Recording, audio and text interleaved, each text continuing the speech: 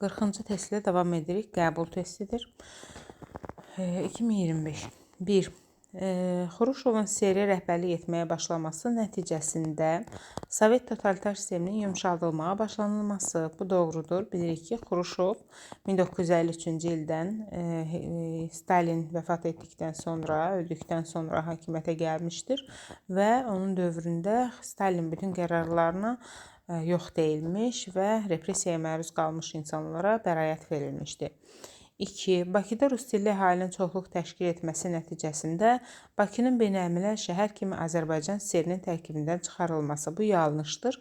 Rusiyanın əslində belə bir qərarı var idi. Sovet Rusiyasının sadəcə İmam Mustafayev buna imkan verməmişdi.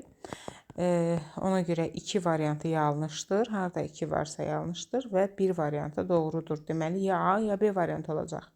3. Heydər Əliyevin Azərbaycan SSR rəhbərlik etməyə başlaması nəticəsində sərhədyanı rayonların 2000 hektarın ermənilərə verilməməsi. Bu doğrudur. Çünki Heydər Əliyev hakimiyyətə gəldikdən sonra Azərbaycan SSR Kommunist Bolşevik Partiyasının KPMK-nın sədri olduqdan sonra, Mərkəzi Komitənin sədri olduqdan sonra torpaqların ermənilərə verilməsinə imkan vermir. Deməli, cavab 1 və 3 olacaq. Gəlin 4 və 5-in yanlış olduğundan əmin olaq. Milli Azərbaycan qərargahının yaradılması, Milli Azərbaycan qərargahı MAQ deyilirdi. 1962-ci ildə yaradılmışdı.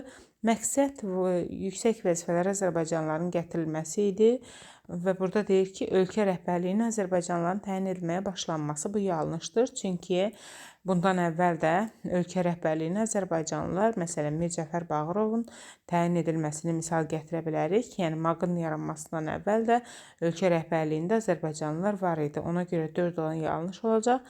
5. Şimali Azərbaycanda ilk neft kəmərinin çəkilməsi nəticəsində Azərbaycan SSR-nin SSR-nin vahid neft kəmərinə qoşulması.